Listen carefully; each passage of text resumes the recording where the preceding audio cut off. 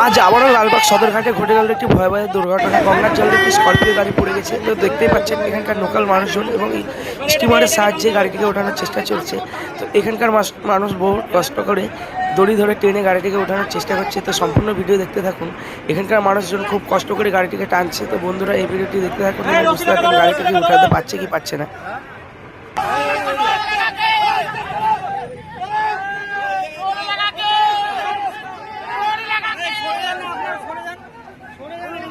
আচ্ছা